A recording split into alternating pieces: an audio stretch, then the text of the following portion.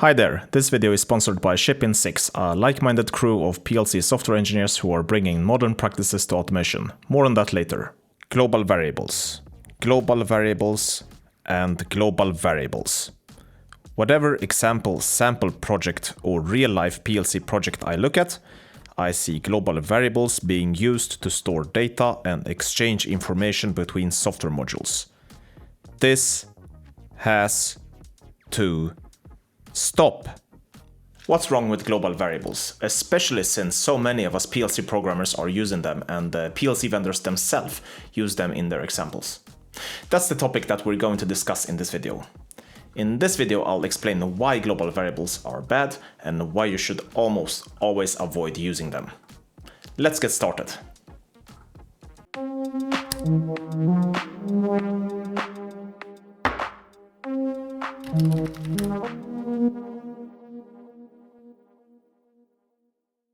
First, a quick reminder of what global variables are. Global variables are variables that can be accessed from any function block, method, function, and program, and that never go out of scope during the execution of your program. This is as opposed to local variables that exist in a defined scope, which has a smaller scope than the complete application. But isn't that bad? Isn't it good if the variable can be accessed from anywhere? How can this be a bad thing? The features that seem to make global variables so powerful are also the very features that are the source of all their problems. Why? Reason number 1. Non-locality. It's easiest to understand source code when the scope of the variables is limited. Global variables can be read and written from anywhere in your project, which makes it hard or next to impossible and a complete waste of time to remember all possible use cases. Using global variables violates an important concept in software design called encapsulation, in where data and methods that is related is grouped together. If you don't rely on global state, but pass state along between function blocks and methods, you stand a much better chance in understanding what each function block and method does, as you don't have to take any global state into consideration. If you don't use globals, you can simply look into the declaration of the function block or method to get an overview of what state is being changed in that scope. Reason number 2. Implicit coupling. If you are changing or removing one global variable, this will trigger a chain reaction of events as programs, function blocks, and methods that use the global variable will be affected. Every function block, and program that uses a global variable gets tightly coupled to it. The problem is that this type of coupling is easy to miss, as it's not made visible except analyzing the source code and searching for the global variable. Global variables are basically hidden dependencies between software modules. They enable your software to have non-obvious and hard-to-detect side effects, leading to an increase in complexity, which could eventually lead to spaghetti code. To understand how the application works, you have to take into consideration every line of code that reads and modifies the globals. If we have two modules that share a global variable, we can't modify one without considering how the change affects the other. This is inflexible and doesn't scale very well.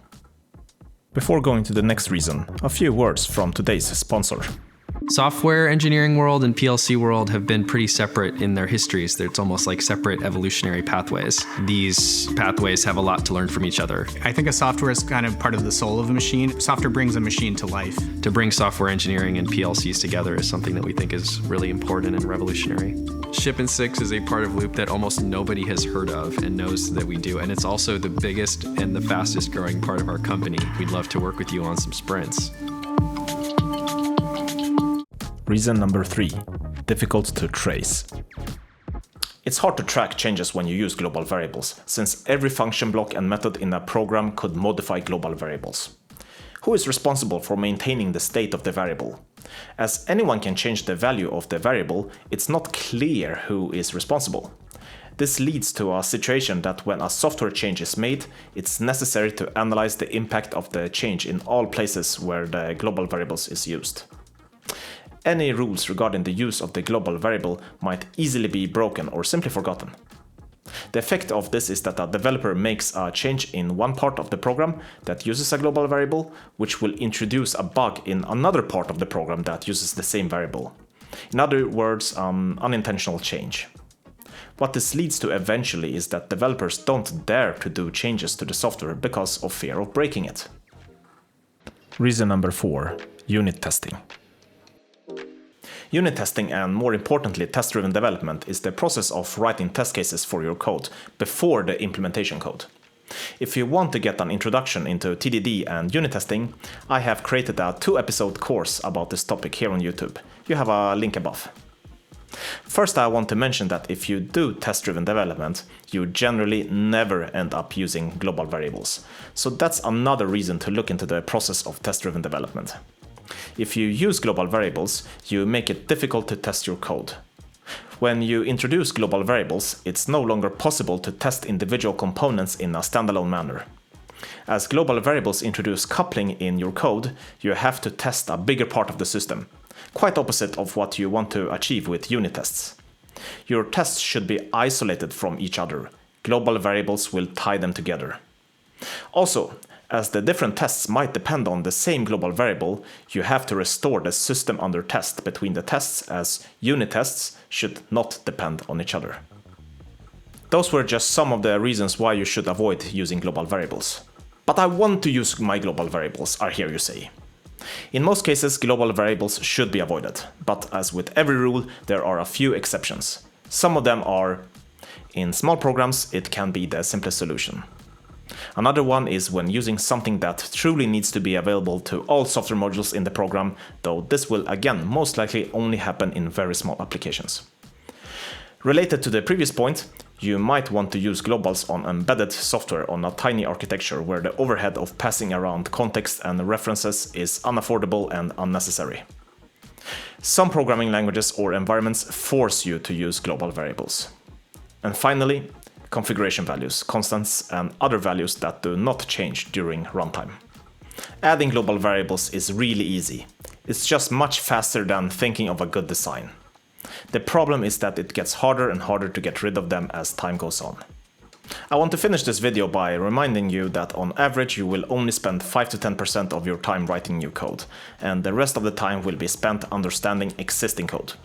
You don't want to take shortcuts or do quick fixes during those 10% of your time, because then you will have to pay the consequences of those shortcuts during the rest of the 90% of your time. What is your opinion of global variables? Are there any additional disadvantages of them that I didn't mention here? Do you have a special use case where you simply had to use global variables? Please let me know in the comments below. Thanks for watching, please don't forget to subscribe to this channel, and until next time, happy coding!